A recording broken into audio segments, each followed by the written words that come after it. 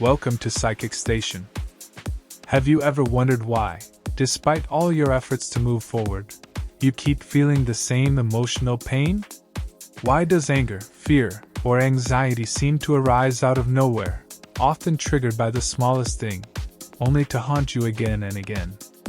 And what if I told you that you could break this cycle, not by battling your emotions, but by understanding them deeply?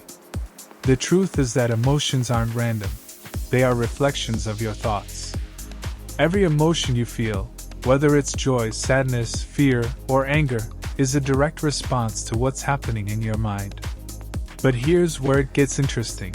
Many of us aren't even aware of the emotional patterns that govern our lives. We may think we're making decisions based on logic, but in reality, our emotions, often unconscious ones, are the ones calling the shots. Imagine you're walking down the street, and suddenly, a thought pops into your head. I'm not good enough. Or, I'm going to fail. Immediately, your body reacts. Maybe your heart races. Maybe your stomach tightens. And before you know it, you feel stressed, anxious, or downright defeated. What's happening here isn't just your mind thinking. It's your body feeling those thoughts in real time. You could call it an emotional hijack.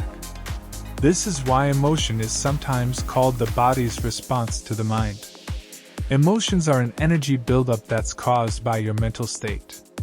A hostile or defensive thought, like, someone is trying to hurt me, can trigger the feeling of anger, which your body reacts to by preparing for fight or flight. Similarly, thoughts of potential loss, abandonment, or a feeling of threat can cause fear, manifesting physically as tightness in the chest, shallow breathing, or even dizziness. In short, your emotions are not just abstract concepts, they have a real, physical effect on your body. But why does this matter to you? Because understanding how emotions are created gives you the power to control them. Think about it. What if you could feel your emotions as they happen, without them taking over your life? What if you could observe your emotional reactions with curiosity instead of judgment, understanding that they are just signals from your body and mind? What if you could let go of this intense emotional grip and simply be present? The first key to mastering your emotions is realizing that your thoughts create your feelings. Now, this isn't about thinking positive all the time or trying to suppress negative feelings. Those things don't work. It's about becoming aware of your internal dialogue and noticing how it influences your body. But here's where it gets tricky. Sometimes, our minds lie to us. You may have thoughts like, I'm unlovable, or I'm a failure. But these thoughts don't reflect the truth of who you are.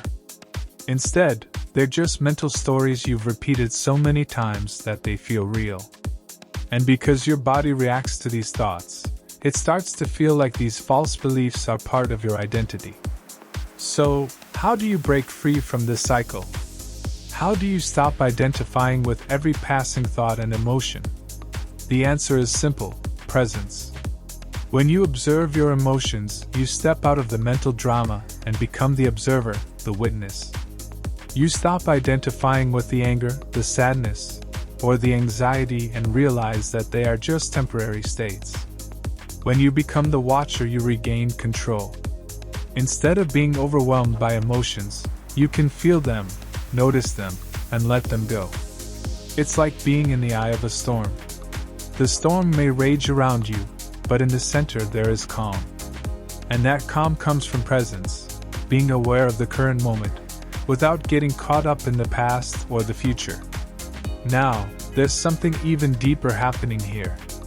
Emotions themselves are not good or bad, they just are. But here's the secret: love, joy, and peace, those deep, transcendent states, are not emotions at all. They exist beyond the mind, beyond duality, beyond the constant push and pull of pain and pleasure. These are states of being, not feeling. And the more you become present with your emotions, the more you begin to touch on that deeper layer of your true nature. It's like glimpsing the sun behind the clouds. In those moments, you feel an intense peace or joy, a joy that doesn't come from anything external but from within. It's what we all yearn for but rarely experience because our minds are too busy grasping at the fleeting pleasures of the world. This is where most people get it wrong. They chase after happiness, thinking that it lies in external achievements or possessions. But the truth is, real happiness comes from within. It's not something to attain, it's something to remember. Here's the catch.